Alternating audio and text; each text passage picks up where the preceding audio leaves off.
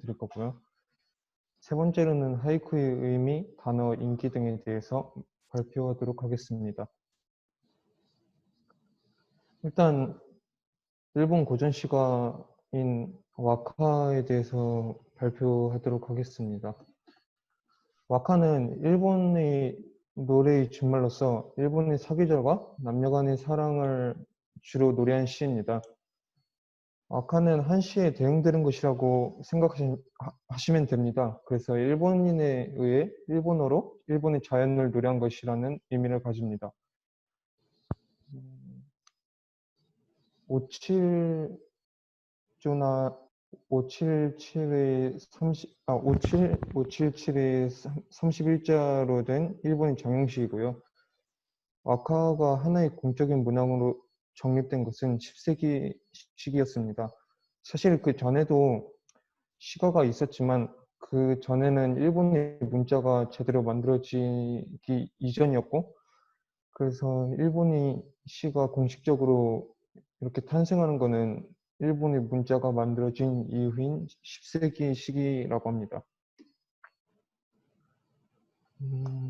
일단 와카는 형식적인 구조를 가지고 있고, 그리고 귀족 문화의 유산으로 알려져 있습니다. 그리고 시가 문학이 중심적인 위치를 고수해 있고, 오늘날에도 많은 시기가 지난 오늘날에도 형태가 변하지 않고 옛날과 같은 형식을 계속 유지하고 있다고 보면 됩니다. 단지 단가였기에 지나치게 단조로워질 수 있었고, 그것을 방지하기 위해서라도 특정한 이미지나 정감이 결합된 지명을 사용하는 우타마쿠라, 동음이어의 특징을 이용하는 가케쿠토바 현상에 의해 표현의 입체성을 나타내는 엔고등의 기법이 개발되었습니다.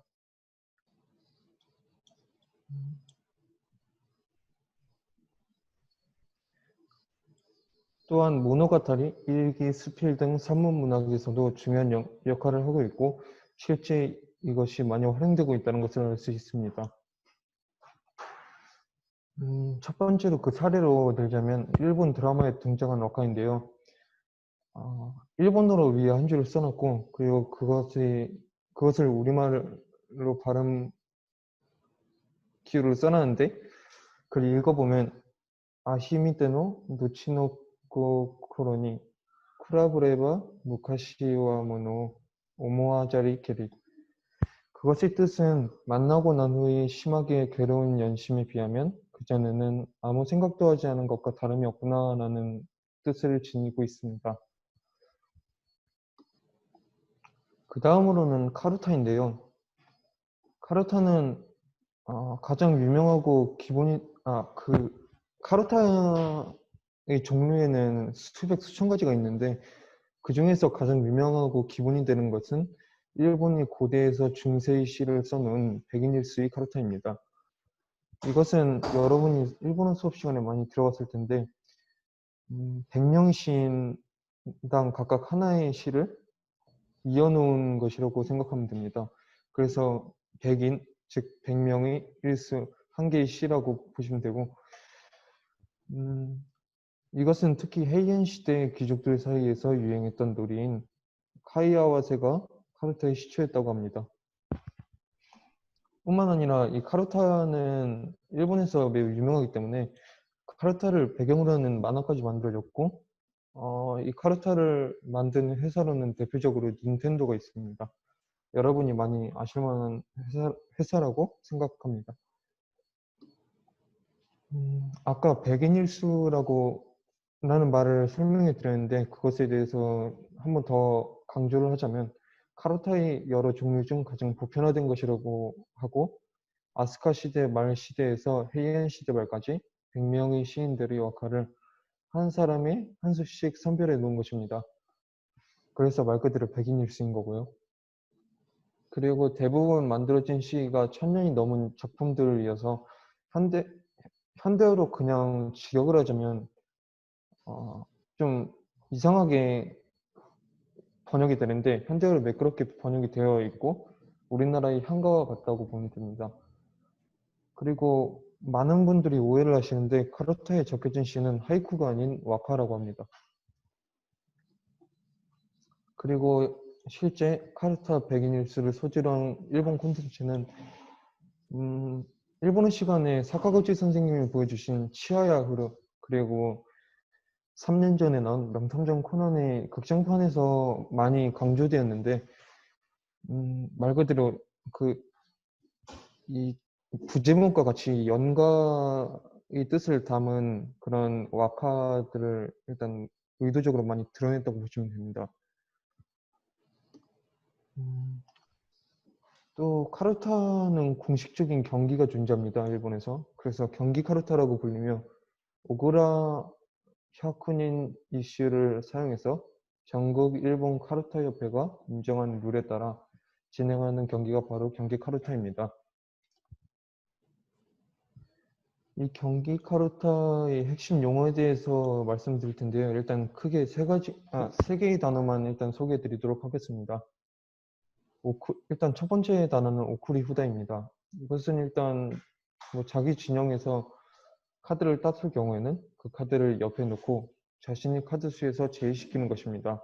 따라서 자신이 카드를 많이 딸수록 자신이 진영에 카드는 줄게 될 것임을 알 수 있겠죠.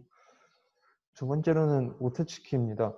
이것은 사회자가 앞에서 카드를 읽는데요. 그 읽는 카드의 와파와 대응하지 않는 카드를 집은 경우를 오테츠키라고 합니다. 세 번째 단어로는 토모즈키인데요.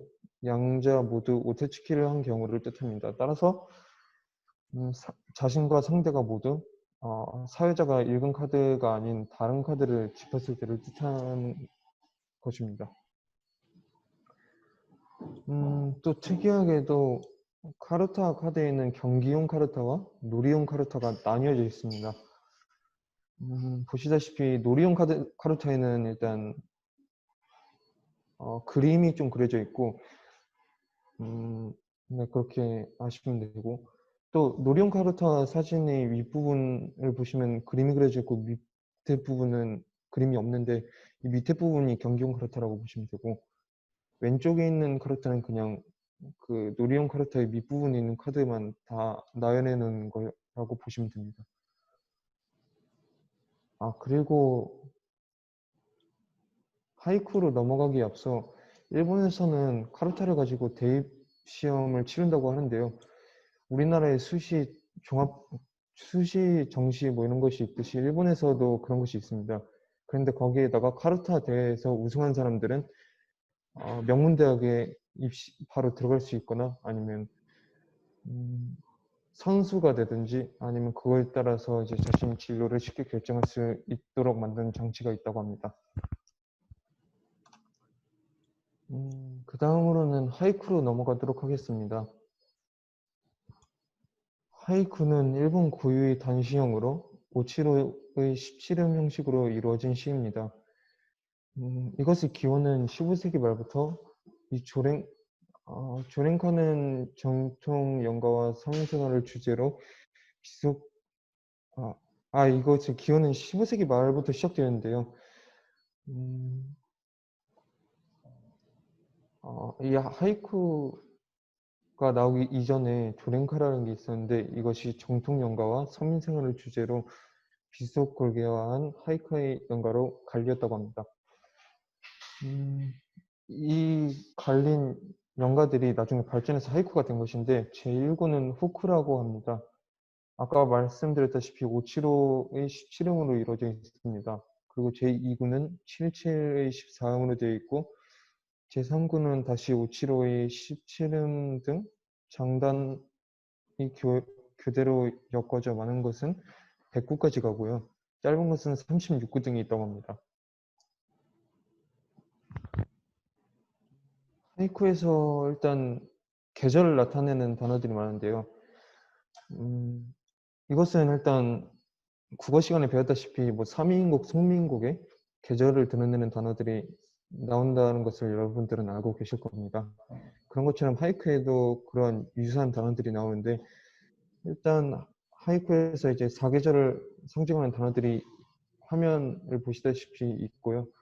특히 봄을 상징하는 계절로는 꽃, 벚꽃, 그리고 눈 녹은 물 등이 있고 여름은 장마, 그리고 매미 등이 있습니다. 그리고 가을은 모두 아시다시피 단풍이 있고요. 겨울은 눈, 정월이 있습니다. 하이쿠의 인기는 일본이 이에 논문 문학을 대표하는 장르로서 세계에 널리 알려져 있습니다. 아까 말했던 카루타는 전 세계에서 하이쿠만큼의 인기를 누리고 있다고는 보기 어렵습니다. 다만 일본 내에서는 하이쿠와 카루타 모두 양탑을 가지고 있다고 보시면 됩니다. 특히 하이쿠는 미국과 유럽, 남미 등 서양권에서 인기가 많습니다. 세계화 이후 서양의 문학가들 중 적지 않은 수가 하이쿠의 간결함과 문학적 깔끔함에 충격을 받았다고 합니다. 그리고 현재 미국에서는 엄청나게 대중화가 된 문학 장르라고 알려져 있는데요. 미국이 교과서에 등재되고 미국의 문화센터에서 강좌할 정도로 엄청난 인기를 끌고 있다고 합니다. 이것은 오바마 대통령이 일본에 방문을 했을 때 아베 대통령과 축배를 하고 그 앞에서 연설을 할 때 일본이 하이쿠를 한 수 읊은 장면이라고 보실 수 있습니다. 이만큼 미국에서는 인정을 받고 있다는 것이고 그리고 미국에 많이 알려져 있다는 것을 알 수 있습니다. 그리고 심지어 노벨 평화상을 받은 이유 대통령이 하이쿠로 기쁨을 표했다는 만큼 하이쿠의 위력을 이렇게 알 수 있고요.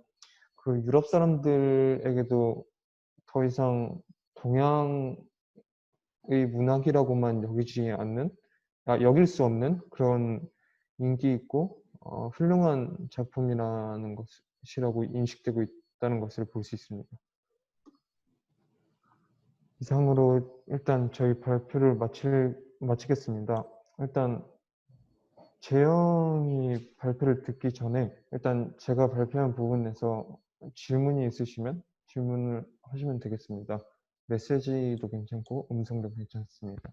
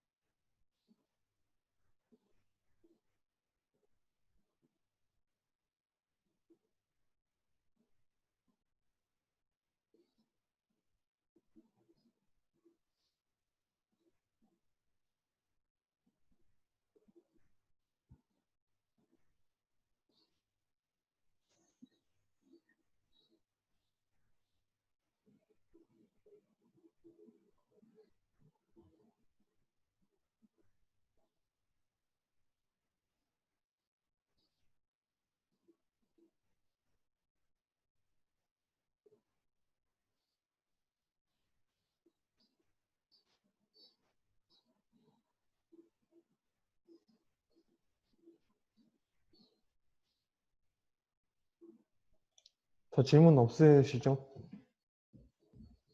네, 그러면 다음 발표로 넘어가도록 하겠습니다.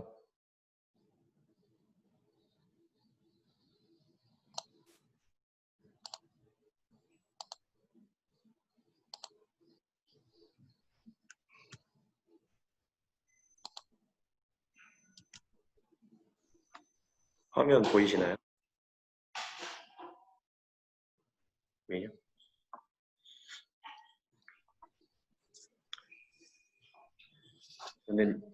저는 4세기부터 8세기까지 일본인의 정신이 깃들어 있는 일본의 고전시가집 마녀집에 대해 발표하도록 하겠습니다. 먼저 현재 저희가 마녀집을 소개하는 가장 큰 이유는 현재 일본의 연호인 레이와가 마녀집에서 비롯되어서인데요.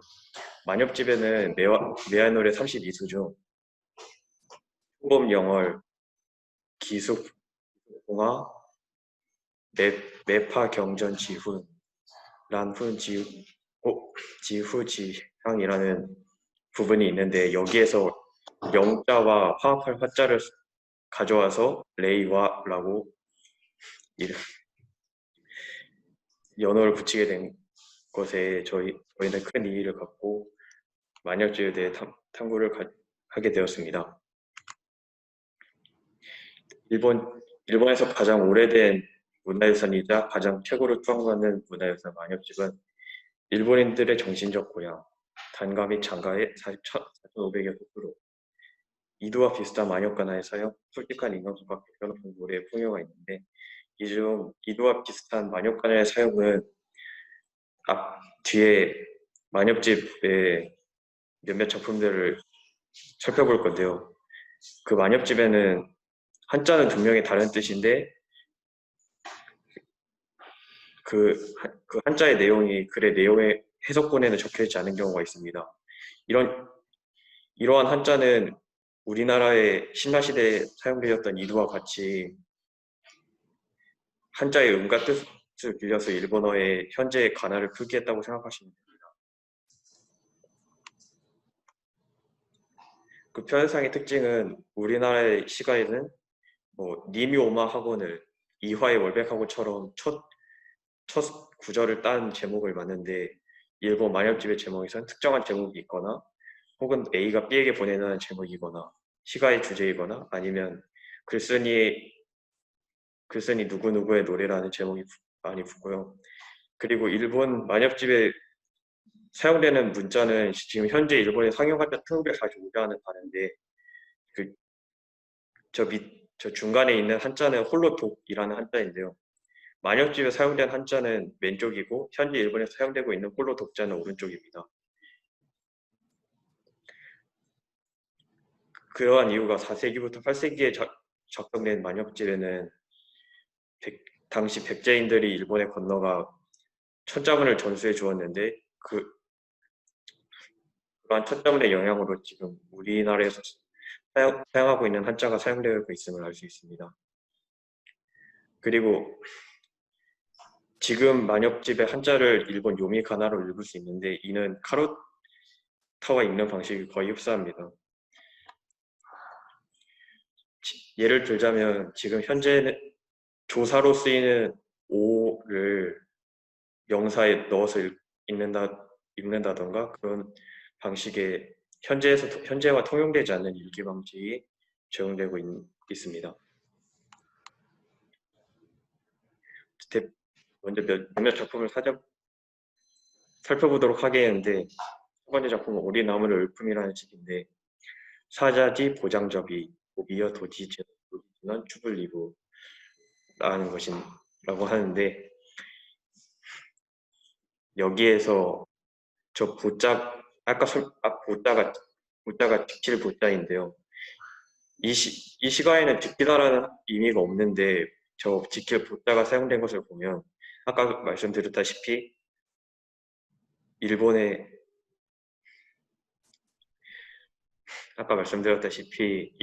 요미가나를 표시하기 위해 뜻과는 전혀 관계없이 소리만으로 특정한 한자를 집어넣었음을 알 수 있습니다.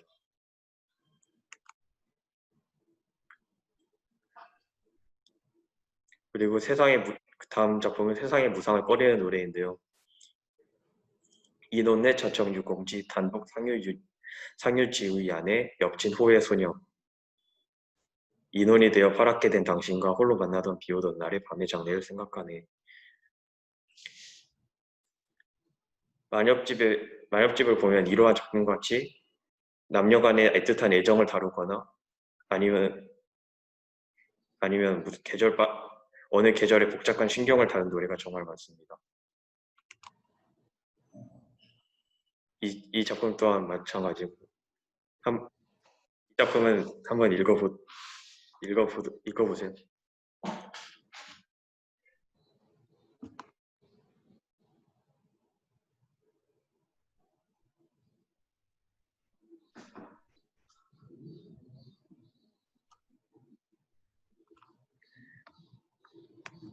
아니요,